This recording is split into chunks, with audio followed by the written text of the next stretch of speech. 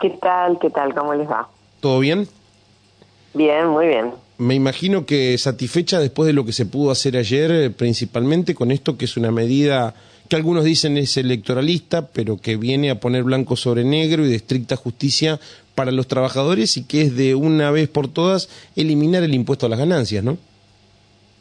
Yo creo que primero que es un tema que tiene historia, o sea, es un reclamo de muchos años, es un reclamo que ayer claramente le recordamos a la oposición, llevó adelante Mauricio Macri siendo candidato e incumplió, porque al finalizar el 2015 en la Argentina había casi 1 millón de trabajadores, trabajadoras, afectados con el aporte al tributo ganancias con sus salarios.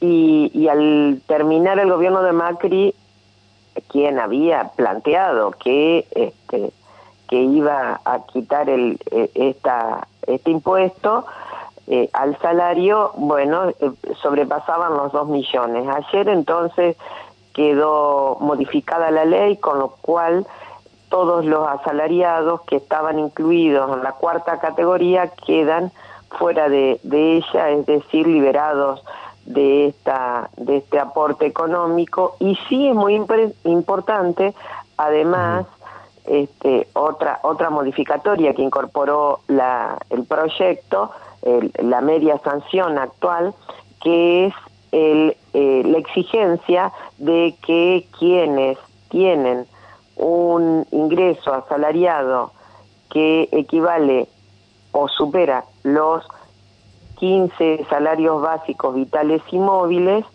deban aportar progresivamente un porcentaje de ese excedente. Y creo que entonces lo que queda claro es el salario no es ganancia y al mismo tiempo los grandes ingresos deben hacer un aporte. Si a esto le sumamos la aprobación de las universidades, la verdad que ayer hemos dado un gran paso.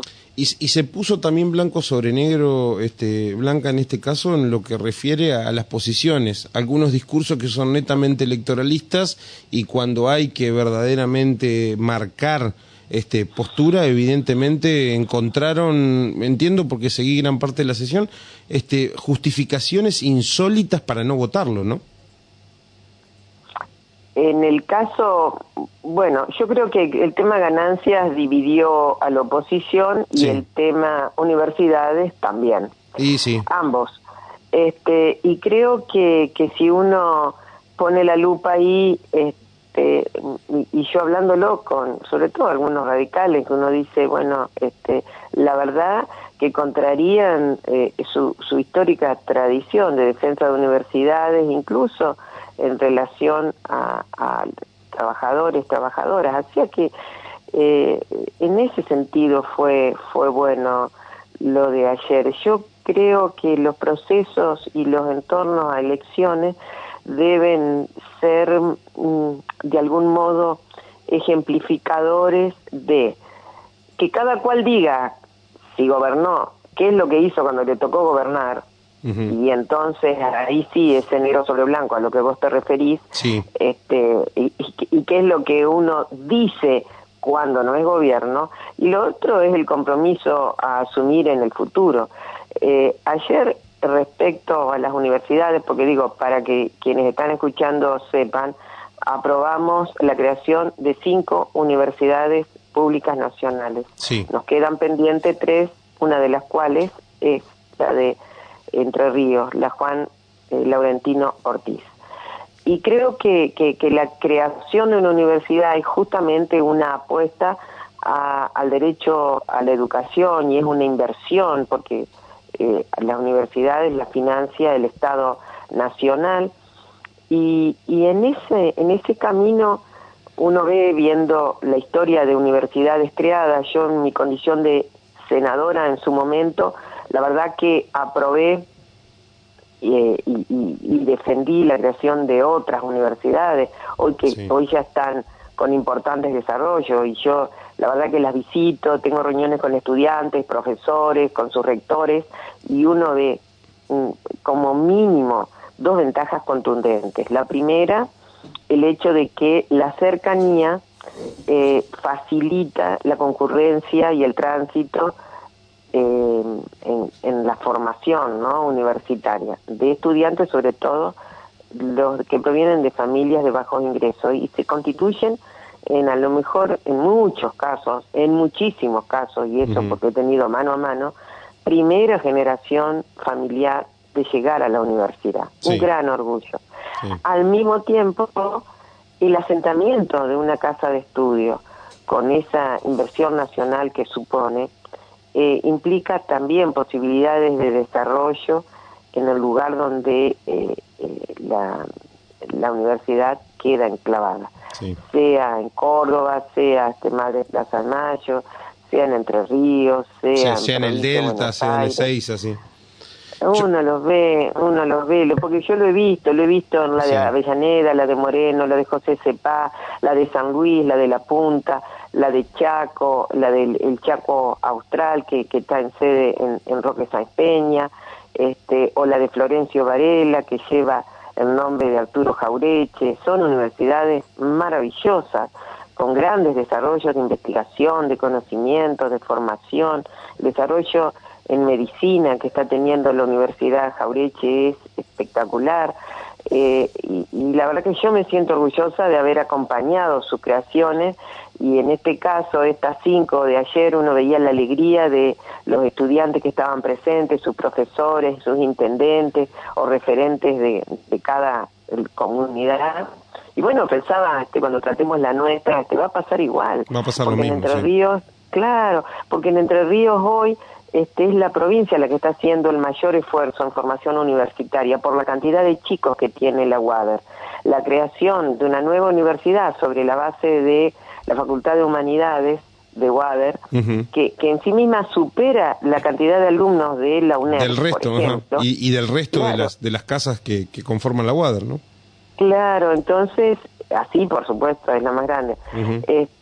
Entonces creo que es una apuesta buena, favorable, contundente lo va a hacer para Entre Ríos, por eso vamos a trabajar fuertemente en que se pueda tratar. Más allá de que este es un debate que viene postergado por cosas que ya sabemos y conocemos, y principalmente por las actitudes que ha tomado la oposición muchas veces, creo que llega en un momento oportuno el hecho de destacar estas cosas y tomarnos unos minutos para hablarlo, porque tanto se habla de voucher, tanto se habla de terminar con la educación pública, cuando en realidad tenemos la otra contracara, que es lo fáctico, que es lo que se puede palpar y que es la realidad de no solamente las escuelas públicas, primarias, secundarias, fundamentalmente de las universidades, ¿no?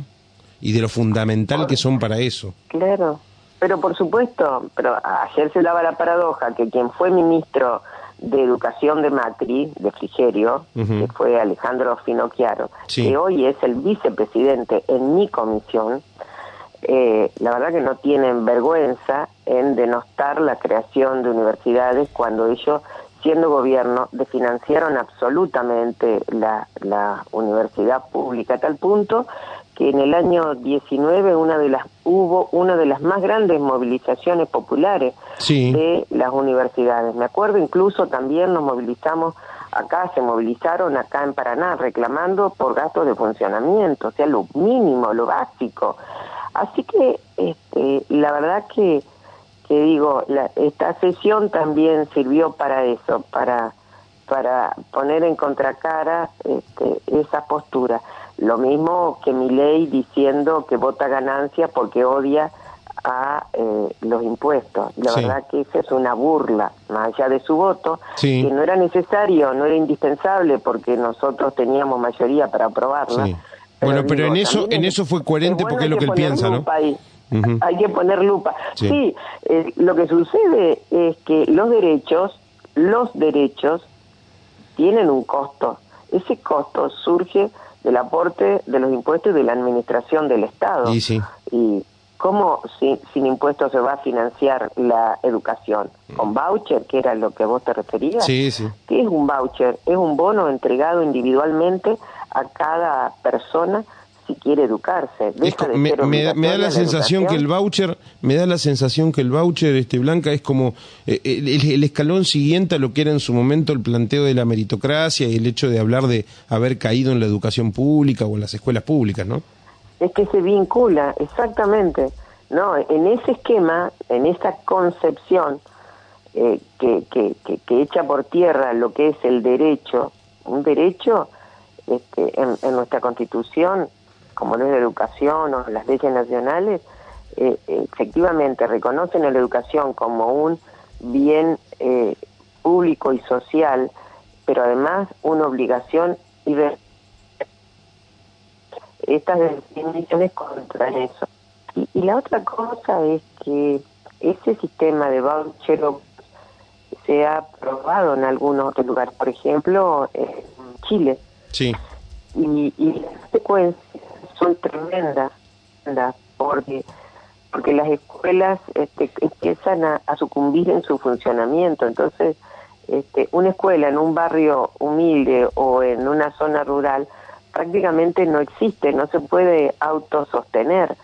Y creo que el pendal de chicos, chicas que va quedando en el camino sin terminar sus estudios. Los indicadores de escolarización o tasa de escolarización en Chile son muy malos, sí, muy malos, pero tiene que ver con esa práctica de financiamiento o desfinanciamiento. No nos olvidemos que las universidades y los colegios secundarios en Chile fueron los que movilizaron justamente esta revolución, este despertar que Chile tuvo en los últimos años, ¿no? También, y tenía que ver con eso, el constante desfinanciamiento de la educación. Pero por supuesto, bueno, en la Argentina la educación es gratuita. Si usted, particularmente, sea joven o adulto, sí, quiere inscribirse en una carrera cualquiera que le interese cursar, usted va, presenta los papeles, que serían la certificación, la documentación, y está inscripto.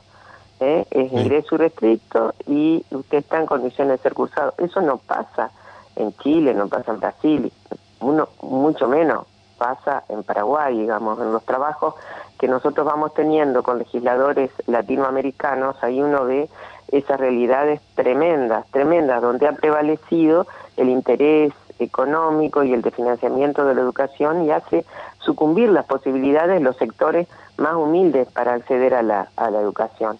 Y creo que cuando creamos universidades, por eso la alegría, la verdad, de ayer, sí, de los chicos, las chicas y de uno mismo, y de los legisladores que han impulsado y sostenido los proyectos y defendido, ¿no? Blanca, te agradecemos muchísimo por estos minutos y te mandamos un abrazo grande. Igual para ustedes, adiós. Hasta luego. La diputada nacional Blanca Osuna charlaba con nosotros justamente sobre lo que